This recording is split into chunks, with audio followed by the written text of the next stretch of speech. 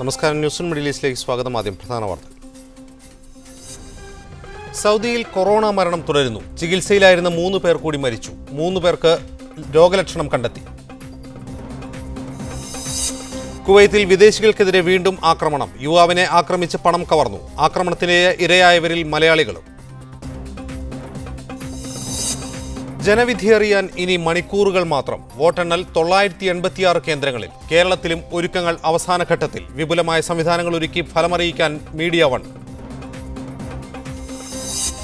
Medical പ്രവേശന പരീക്ഷയിൽ എറണാകുളം സ്വദേശി ബേസിൽ കോശി സജീവിന് 1ാം റാങ്ക്, അരുൺ അശോകിന് 2ാം റാങ്ക്. ആദ്യ 5 റാങ്കുകളും ആൺകുട്ടികൾക്ക്. എഞ്ചിനീയറിംഗ് വിഭാഗത്തിൽ 74,307 പേർ യോഗ്യത നേടി. വിശദമായ വാർത്തകളിലേക്ക്. സൗദി അറേബ്യയിൽ കൊറോണ വൈറസ് ബാധിച്ച് ചികിത്സയിലായിരുന്ന 3 പേർ കൂടി മരിച്ചു. 3 പേർക്ക് കൂടി രോഗലക്ഷണം കണ്ടെത്തിയതായും ചികിത്സയിലിരുന്ന 8 പേർക്ക് രോഗമുക്തി ലഭിച്ചതായും ആരോഗ്യ മന്ത്രാലയം അറിയിച്ചു. ജിദ്ദയിൽ 2 പേരും റിയാദിൽ ഒരാളുമാണ് ഇന്ന് മരിച്ചത്. 54-കാരിയായ സ്ത്രീയാണ് റിയാദിൽ മരിച്ചത്. 63-72 വയസ്സുകളുള്ള പുരുഷന്മാരാണ് ജിദ്ദയിൽ മരിച്ചത്.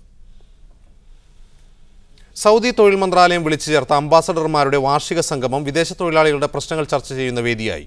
30 രാജ്യങ്ങളിൽ നിന്നുള്ള അംബാസഡർമാരും യൂറോപ്യൻ യൂണിയൻ പ്രതിനിധികളും സംഗമത്തിൽ പങ്കെടുത്തു. ഇടനിലക്കാരായി പ്രവർത്തിക്കുന്ന വ്യക്തികളും സ്ഥാപനങ്ങളുമാണ് പ്രശ്നങ്ങൾ ഉണ്ടാക്കുന്നതെന്ന് ഇന്ത്യൻ അംബാസഡർ ഹാമദ് അലി റാവു യോഗത്തിൽ കുറ്റപ്പെടുത്തി. സൗദി തൊഴിൽ വിപണി ക്രമീകരിക്കാനും വിദേശ തൊഴിലാളികളുടെ നിയമപരമായ അവസ്ഥ ശരിപ്പെടുത്താനും തൊഴിലിടങ്ങളിലെ പ്രശ്നപരിഹാരത്തിനും മന്ത്രാലയം സ്വീകരിച്ച നടപടികൾ തൊഴിൽ ഉപമന്ത്രി ഡോക്ടർ മുഫ്രിജ് ഹക്കബാനി യോഗത്തിൽ വിശദീകരിച്ചു. രാജ്യത്ത് നിലനിൽക്കുന്ന തൊഴിൽ നിയമവും തൊഴിലാളികളുടെയും തൊഴിലുടമയുടെയും അവകാശങ്ങളെയും കുറിച്ച് അറിയുന്നതിന് ഏർപ്പെടുത്തിയ കോൾ സെന്റർ സംവിധാനം എല്ലാ രാജ്യക്കാരും ഉപയോഗപ്പെടുത്തണമെന്നും അദ്ദേഹം ആവശ്യപ്പെട്ടു.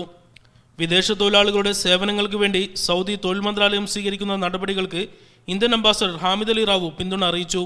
തൊഴിലാളികൾക്കും തൊഴിലുടമയ്ക്കുമിടയിൽ മധ്യവർത്തികളായി പ്രവർത്തിക്കുന്ന ഏജന്റുമാരാണ് പ്രശ്നങ്ങളുണ്ടാക്കുന്നതെന്ന് അംബാസഡർ പറഞ്ഞു.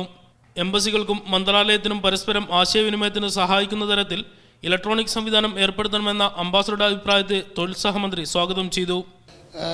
The electronic system is our target, and this is in fact a priority of the ministry, and we will continue go after this electronic system in order to avoid all of the misactions that might be during the road. And I think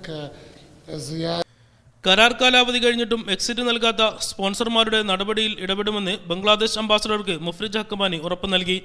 തൊഴിൽ കേസിൽ തുടർച്ചയായി 2 തവണ sponsor ഹാജരായില്ലെങ്കിൽ തൊഴിലാളിക്ക് അനുകൂലമായി case മാറുമെന്നും അദ്ദേഹം വിശദീകരിച്ചു. തൊഴിൽ സഹമന്ത്രിമാരായ ഡോക്ടർ അഹമ്മദ് അൽ ഫുഹൈദ്, ഡോക്ടർ അഹമ്മദ് അൽ ഹുമൈദാൻ തുടങ്ങിയവരും ചർച്ചയിൽ പങ്കെടുത്തു. റബി മുഹമ്മദ്, മീഡിയ വൺ, റിയാദ്. സാമൂഹിക ക്ഷേമ മേഖലയുടെ ഉന്നമനം ലക്ഷ്യം വെച്ച് ബഹ്റൈൻ സാമൂഹിക ക്ഷേമകാര്യ മന്ത്രാലയം മുന്നോട്ട് വെച്ച ഹോം പ്രൊജക്ടിന് അറബ് സാമൂഹിക ക്ഷേമകാര്യ വകുപ്പ് മന്ത്രിമാരുടെ സമ്മേളനം അംഗീകാരം നൽകി. ജോർദാൻ തലസ്ഥാനമായ അമ്മാനിൽ നടന്ന സമ്മേളനത്തിൽ ബഹ്റൈനെ പ്രതിനിധീകരിച്ച് സാമൂഹിക ക്ഷേമ വകുപ്പ് മന്ത്രി ഫാത്തിമ ബിന്ത് മുഹമ്മദ് അൽ ബലൂഷിയാണ് പങ്കെടുത്തത്. ബഹ്റൈൻ അവതരിപ്പിച്ച പ്രത്യേക പദ്ധതിയുടെ കോപ്പി വിവിധ അംഗരാജ്യങ്ങൾക്കിടയിൽ അയച്ചു കൊടുക്കുകയും അവരുടെ അഭിപ്രായങ്ങളും നിർദ്ദേശങ്ങളും തേടുകയും ചെയ്യും. ഉപയോഗിക്കാത്ത നോൽ കാർഡുകൾ തിരിച്ചു നൽകിയാൽ പണം തിരികെ നൽകുന്ന പദ്ധതിക്ക് ദുബായ് RTA ഉടൻ തുടക്കം കുറിക്കും. 1-ൽ കൂടുതൽ നോൽ കാർഡുകൾ ഉള്ളവർക്കും ടൂറിസ്റ്റുകൾക്കും പദ്ധതി പ്രയോജനകരമാകും. നോൽ കാർഡുകൾ പുനരുൽപ്പാദിപ്പിച്ച് വീണ്ടും ഉപയോഗിക്കാനാണ് RTAയുടെ തീരുമാനം. നോൽ കാർഡിൽ പണം ബാക്കിയുണ്ടെങ്കിൽ ഉപഭോക്താക്കൾക്ക് തിരികെ നൽകും. ഇതിനായി മെട്രോ സ്റ്റേഷനുകളിലെ ടിക്കറ്റ് ഓഫീസുകളെ സമീപിക്കണം. പരിശോധനകൾക്ക് ശേഷം അപ്പോൾ തന്നെ പണം നൽകും. നോൽ കാർഡുകൾ ഉപേക്ഷിക്കുന്നത് മൂലമുണ്ടാകുന്ന പരിസ്ഥിതി പ്രശ്നങ്ങൾ ഒഴിവാക്കാനാണ് RTA ഇത്തരം പദ്ധതിക്ക് രൂപം നൽകിയതെന്ന് അധികൃതർ പറയുന്നു. അടിക്കടി ഉണ്ടാകുന്ന അഗ്നിബാധകൾ സർക്കാരിന് വൻ സാമ്പത്തിക ബാധ്യത വരുത്തിവെക്കുന്നതായി അധികൃതർ. ഇത് കണക്കിലെടുത്ത് അപകടം നടന്ന കമ്പനികളിൽ നിന്ന് തീ അണയ്ക്കാനുള്ള ചെലവ് വസൂലാക്കുന്ന നടപടികളിലേക്ക് സർക്കാർ കടക്കുമെന്ന് സൂചനയുണ്ട്. വൻ സാമ്പത്തിക ബാധ്യതയാണ് ഓരോ അഗ്നിബാധയും വരുത്തിവെക്കുന്നത്. തീപിടുത്തങ്ങൾ ഗതാഗത തടസ്സങ്ങൾക്ക് കാരണമാവുകയും വൻ സാമ്പത്തിക നഷ്ടവും യാത്രക്കാർക്ക് സമയനഷ്ടവും വരുത്തിവെക്കുകയും ചെയ്യുന്നുണ്ട്. ഇതെല്ലാമാണ് അപകടം നടന്ന കമ്പനികളിൽ നിന്ന് ചെലവ് വസൂലാക്കുന്ന നടപടികളിലേക്ക് നീങ്ങാൻ സർക്കാരിനെ പ്രേരിപ്പിക്കുന്ന ഘടകം. ബഹ്റൈനിലെ പൊതുജനങ്ങൾക്ക് ഉപകാരപ്രദമാകുന്ന രീതിയിൽ ബസ് സർവീസുകളുടെ എണ്ണം വർദ്ധിപ്പിക്കാൻ തീരുമാനമായി. മന്ത്രിസഭായോഗം എടുത്ത തീരുമാനം യാത്രകൾക്ക് ബസ് സർവീസിനെ ആശ്രയിക്കുന്ന നിരവധി പ്രവാസികൾക്കും ഗുണകരമാകും. ബഹ്റൈനിലെ പൊതുഗതാഗത സംവിധാനം വികസിപ്പിക്കുവാനും നിലവിലുള്ള ബസ് സർവീസുകളുടെ എണ്ണം വർദ്ധിപ്പിക്കുവാനും കഴിഞ്ഞ ദിവസം ചേർന്ന മന്ത്രിസഭായോഗമാണ് തീരുമാനമെടുത്തത്. നിലവിലുള്ള പൊതുബസ് സർവീസുകളുടെ എണ്ണം 25 മുതൽ 75% വരെ വർദ്ധിപ്പിക്കുവാനാണ് തീരുമാനം. സർവീസിൽ 140 പുതിയ ബസ്സുകൾ ഉൾപ്പെടുത്തുവാനും 12 മുതൽ 24 വരെ റൂട്ടുകൾ വർദ്ധിപ്പിക്കുവാനും തീരുമാനമായിട്ടുണ്ട്. പൊതുഗതാഗത സംവിധാനം കാര്യക്ഷമമാക്കുവാൻ അന്താരാഷ്ട്ര തലത്തിലുള്ള ഒരു കമ്പനിയെ ചുമതലപ്പെടുത്തുവാനും സർക്കാർ തീരുമാനിച്ചിട്ടുണ്ട്. ബസ് സ്റ്റോപ്പുകൾ ആധുനിക രീതിയിൽ സജ്ജീകരിച്ച് നിലവാരം വർദ്ധിപ്പിക്കുവാനും തീരുമാനമായി. Siraj Pallikkara, media 1, Bahrain. 16ാമത് ഇന്ത്യൻ ലോക്സഭാ തെരഞ്ഞെടുപ്പിന്റെ ഫലപ്രഖ്യാപനത്തിന് പ്രവാസലോകവും ഉറ്റുനോക്കുകയാണ്. എക്സിറ്റ് പോൾ ഫലം തന്നെ അതീവ ഗൗരവത്തോടെയായിരുന്നു പ്രവാസലോകം എതിരേറ്റത്.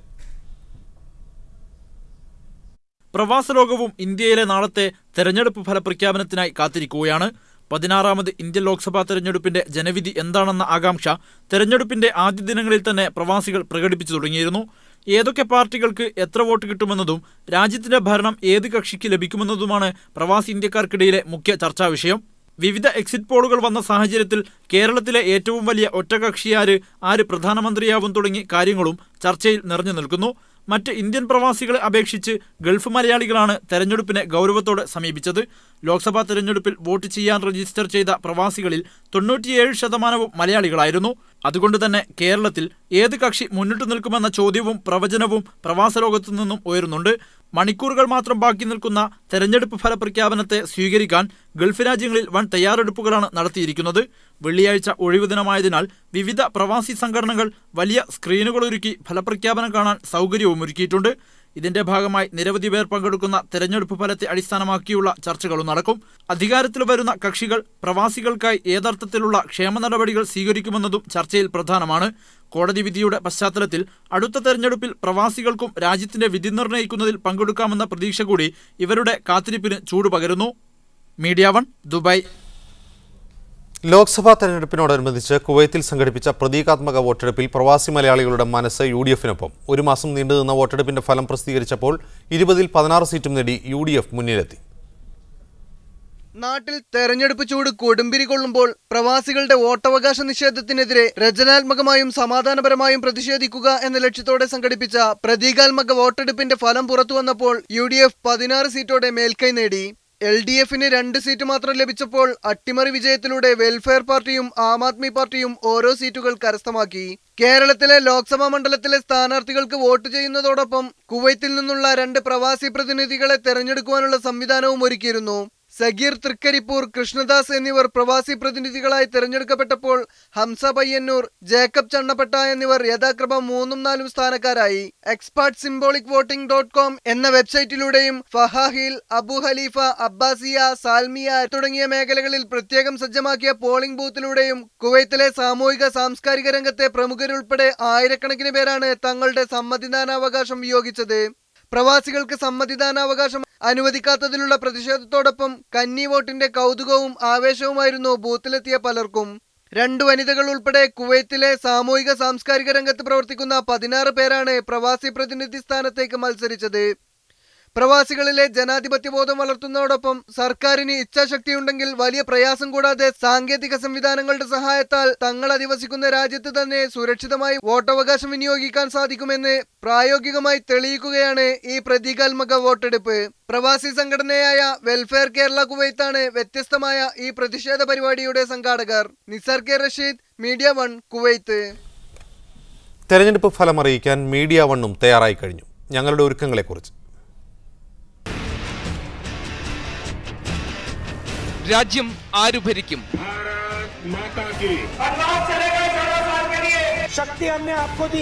ആരുടെ മാനിഫെസ്റ്റോയ്ക്കൊപ്പമാണ് ജനങ്ങൾ? ആര് വാഴും, ആര് വീഴും? ആകാംക്ഷയുടെ നിമിഷങ്ങൾ തത്സമയം എത്തിക്കുവാൻ മീഡിയ 1 വാർത്താ സംഘം തയ്യാർ. ലോക ചരിത്രത്തിലെ ഏറ്റവും വലിയ ജനാധിപത്യ പ്രക്രിയയുടെ ഫലം നിർണ്ണയിക്കുന്നത് പ്രാദേശിക കക്ഷികളായിരിക്കുമോ എന്ന് കാത്തിരിക്കുകയാണ് രാജ്യം മുഴുവൻ. വിവിധ സംസ്ഥാനങ്ങളിൽ നിന്ന് തത്സമയം. ഉത്തർപ്രദേശിലെയും ബീഹാറിലെയും ജനവിധിയായിരിക്കുമോ 16ാം ലോക്സഭയുടെ അവസാന വാക്കായി മാറുക എന്നാണ് രാജ്യം ഉറ്റുനോക്കുന്നത്.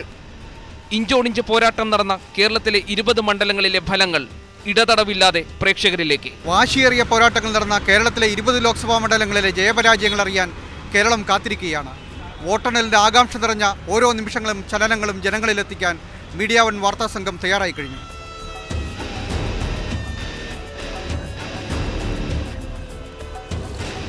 സർവേ വിദഗ്ധർക്ക് പോലും പ്രവചനാതീതമായ രാഷ്ട്രീയ അടിയൊഴുക്കുകൾ. വാശിയേറിയ പ്രചരണം കൊണ്ട് വാർത്തകളിൽ ഇടം നേടിയ 7 മണ്ഡലങ്ങൾ.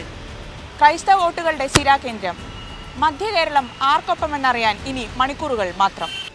അപ്രതീക്ഷിത അട്ടിമറികൾ എവിടെയൊക്കെ. വടകരയിൽ മുല്ലപ്പള്ളിയുടെ വിധി എന്താകും? പൊന്നാനിയിൽ ലീഗിന് അടിതെറ്റുമോ? വിദഗ്ധർ നയിക്കുന്ന ആഴമേറിയ ചർച്ചകൾ. അത്യാധുനിക സാങ്കേതിക വിദ്യയുടെ പിൻബലം. വിധി ദിനത്തിലും ശേഷവും 48 മണിക്കൂർ തുടർച്ചയായി. Team media one. കുവൈത്തിൽ വിദേശികൾക്കെതിരെ വീണ്ടും ആക്രമണം. യുവാവിനെ ആക്രമിച്ച് പണം കവർന്നു. മണി എക്സ്ചേഞ്ചിൽ പണമടയ്ക്കാൻ ഇറങ്ങിയതായിരുന്നു യുവാവ്. കുവൈത്തിൽ വിദേശികൾക്കെതിരായ അതിക്രമങ്ങൾക്ക് അവസാനമായില്ല. ഫർവാനിയിൽ മംഗലാപുരം ഉപ്പിനങ്ങാടി സ്വദേശിയെ ഭീഷണിപ്പെടുത്തിയാണ് പണം കവർന്നത്. എന്നാൽ മറ്റൊരു സംഭവത്തിൽ മലയാളിയെ കൊള്ളയടിക്കാനുള്ള ശ്രമത്തിനിടെ പേഴ്സ് താഴെ വീണ് അക്രമിയുടെ ഫോട്ടോ ലഭിച്ചു. ഇതുൾപ്പെടെ വെച്ച് പോലീസിൽ പരാതി നൽകിയിരിക്കുകയാണ് ഇരകൾ. ഫർവാനി ആശുപത്രിയിൽ ലാബ് ടെക്നീഷ്യനായ സമദിനെയാണ് കൊള്ളയടിച്ചത്. ഇന്നലെ അവധിയായിരുന്ന സമദ് മണി എക്സ്ചേഞ്ചിൽ പണമയക്കാൻ പോകുന്നതിനിടെയാണ് ടാക്സിയിലെത്തിയ അക്രമികൾ തടഞ്ഞു നിർത്തി പണം കവർന്നത്. സ്വദേശി വേഷത്തിൽ കാറിൽ നിന്നിറങ്ങിയ ആൾ ബത്താക്ക വാങ്ങി നോക്കിയ ശേഷം ബലം പ്രയോഗിച്ച് പേഴ്സ് എടുക്കുകയായിരുന്നു. നാട്ടിലേക്ക് അയക്കാൻ കൊണ്ടുപോയ 200 ദിനാറിലധികം ഉണ്ടായിരുന്നു പേഴ്സിൽ. ഇതെല്ലാം നഷ്ടമായി. കുറച്ചു സമയത്തിനകം ഫർവാനിയിൽ തന്നെ മറ്റൊരിടത്ത് സമാനമായ കവർച്ചയ്ക്ക് ശ്രമിക്കവെയാണ് പേഴ്സ് താഴെ വീണത്. ഇത് ശ്രദ്ധിക്കാതെ അവർ വാഹനം ഓടിച്ചു പോവുകയും ചെയ്തു. പേഴ്സിലുണ്ടായിരുന്ന ഫോട്ടോ അക്രമിയുടെ തന്നെയാണെന്ന് ഇരകൾ തിരിച്ചറിഞ്ഞു. ഇതുകൂടി ഉൾപ്പെടുത്തി ഫർവാനിയ പോലീസിൽ പരാതി നൽകിയിട്ടുണ്ട്. Media one, Kuwait. സൗദി അറേബ്യയിലെ ത്വായിഫിൽ നടന്ന രണ്ടാമത് മലയാളി സംഗമം ജനപങ്കാളിത്തം കൊണ്ടും പരിപാടികളുടെ മികവ് കൊണ്ടും ശ്രദ്ധേയമായി. സംഗമത്തോടനുബന്ധിച്ച് കുട്ടികൾക്കും മുതിർന്നവർക്കുമായി നിരവധി കലാകായിക മത്സരങ്ങളും നടത്തി. പ്രവാസികളും ആരോഗ്യ പ്രശ്നങ്ങളും എന്ന വിഷയത്തിൽ ഡോക്ടർ അബ്ദുൽ ഖാദർ ഖാസിമി, പ്രവാസികളും മാനസിക സംഘർഷങ്ങളും എന്ന വിഷയത്തിൽ ഡോക്ടർ ഇസ്മായിൽ മരുതേരിയും ക്ലാസുകൾ എടുത്തു. സമാപന സമ്മേളനം ത്വായിഫ് ജാലിയാത്ത് മേധാവി അബ്ദുറഹ്മാൻ അലി അൽ വസാബി ഉദ്ഘാടനം ചെയ്തു. മൊയ്തു മന്നാനി, അബ്ദുള്ള ഹാരത്തി, അബ്ദുറഹ്മാൻ ഫക്കീറ എന്നിവരും സംസാരിച്ചു. മീഡിയ വൺ പ്രവാസി പുരസ്കാരം നേടിയ ബഹ്റൈനിലെ സാമൂഹിക പ്രവർത്തകൻ KT സലീമിന് രാജ്യത്തെ പ്രവാസി സമൂഹം നൽകുന്ന സ്വീകരണം നാളെ വൈകുന്നേരം 7 മണിക്ക് ഇന്ത്യൻ സ്കൂൾ ഓഡിറ്റോറിയത്തിൽ നടക്കും. 40-ലധികം സംഘടനകൾ ചേർന്നാണ് സ്വീകരണം ഒരുക്കുന്നത്. Indian embassy first secretary Ram Singh ചടങ്ങിൽ മുഖ്യാതിഥിയായിരിക്കും. നിരവധി കലാപരിപാടികളും സ്വീകരണ ചടങ്ങിനെ അനുബന്ധിച്ച് നടക്കും. ലോക മാതൃദിനത്തോടനുബന്ധിച്ച് ഫ്രണ്ട്സ് ഓഫ് പത്തനംതിട്ട സംഘടിപ്പിച്ച ആഘോഷ പരിപാടികൾ ഫാദർ മാത്യൂസ് ജോൺ തട്ടയിൽ ഉദ്ഘാടനം ചെയ്തു. പ്രസിഡന്റ് ജോർജ് മാത്യു അധ്യക്ഷത വഹിച്ചു. NK മാത്യു, ടിസി ജോൺ, ജെസി മാത്യു എന്നിവർ സംസാരിച്ചു. ഷിബു ചെറിയാൻ സ്വാഗതവും അനു ടി കോശി നന്ദിയും പറഞ്ഞു. വയോധികനായ സ്വദേശിയെ ക്രൂരമായി മർദ്ദിച്ച ദക്ഷിണേഷ്യൻ വീട്ടുവേലക്കാരന് ഫുജൈറ ദിബ്ബ കോടതി 1 വർഷം തടവ് ശിക്ഷ വിധിച്ചു. 5000 ദിർഹം പിഴയും വിധിച്ചിട്ടുണ്ട്. ശിക്ഷാ കാലാവധിക്ക് ശേഷം ഇയാളെ നാടുകടത്തും. വയോധികനെ സംരക്ഷിക്കാൻ മക്കളായിരുന്നു വേലക്കാരനെ ഏർപ്പാടാക്കിയത്. എന്നാൽ ഇയാൾ നിരന്തരം മർദ്ദിക്കുന്നതായി പിതാവ് പരാതി നൽകിയിരുന്നു. സംശയം തോന്നിയ മക്കൾ മുറിയിൽ രഹസ്യ ക്യാമറ സ്ഥാപിച്ചതിലൂടെ മർദ്ദന ദൃശ്യങ്ങൾ ലഭിക്കുകയായിരുന്നു. കൈകൊണ്ടും വടികൊണ്ടും വേലക്കാരൻ വയോധികരെ ക്രൂരമായി മർദ്ദിക്കുന്ന രംഗങ്ങൾ സോഷ്യൽ നെറ്റ്വർക്കുകളിൽ പ്രചരിച്ചിരുന്നു. കുവൈത്തിലെ ഉള്ളിയേരി നിവാസികളുടെ കൂട്ടായ്മയായ കുവൈത്ത് ഉള്ളിയേരി മുസ്ലിം വെൽഫെയർ ട്രസ്റ്റ് കാരുണ്യം 2014 എന്ന പേരിൽ പരിപാടി സംഘടിപ്പിക്കുന്നു. മെയ് 16 വെള്ളിയാഴ്ച വൈകുന്നേരം 5:30 ഖെയ്ത്താൻ ഇന്ത്യൻ കമ്മ്യൂണിറ്റി സ്കൂളിൽ നടക്കുന്ന പരിപാടിയിൽ പ്രമുഖ പണ്ഡിതനും പ്രഭാഷകനുമായ മുനീർ ഹുദവി വിളയിൽ മുഖ്യപ്രഭാഷണം നടത്തും. കഴിഞ്ഞ 5 വർഷത്തിനിടെ സംഘടനയുടെ കീഴിൽ നിരവധി ജീവകാരുണ്യ പ്രവർത്തനങ്ങളാണ് നടക്കുന്നത്. മുഖ്യാതിഥി Munir Hudavi, president Muhammad Koya Parakkal, general secretary Salim MN എന്നിവർ വാർത്താസമ്മേളനത്തിൽ പങ്കെടുത്തു. കേഫ കുവൈത്ത് അന്തർജില്ലാ ഫുട്ബോൾ ടൂർണമെന്റിന്റെ സെമി ഫൈനൽ നാളെ നടക്കും. Sabahiya public authority for youth and sports സ്റ്റേഡിയത്തിൽ നടക്കും. വൈകുന്നേരം 5 നടക്കുന്ന ആദ്യ സെമി ഫൈനലിൽ KDL-NA കോഴിക്കോടും പാലക്കാടും ഏറ്റുമുട്ടും. പാലക്കാടും കാലിക്കറ്റ് ബോയ്സും തമ്മിൽ കഴിഞ്ഞ ദിവസം നടന്ന അവസാനഘട്ട ലീഗ് മത്സരം സമനിലയിൽ പിരിഞ്ഞിരുന്നു. രണ്ടാമത്തെ മത്സരത്തിൽ കണ്ണൂർ ഏകപക്ഷീയമായ 1 ഗോളിന് കാസർഗോഡിനെ തോൽപ്പിച്ചു. മൂന്നാമത്തെ മത്സരത്തിൽ തൃശൂർ മലപ്പുറത്തെ 1-2 ഗോളുകൾക്ക് പരാജയപ്പെടുത്തി.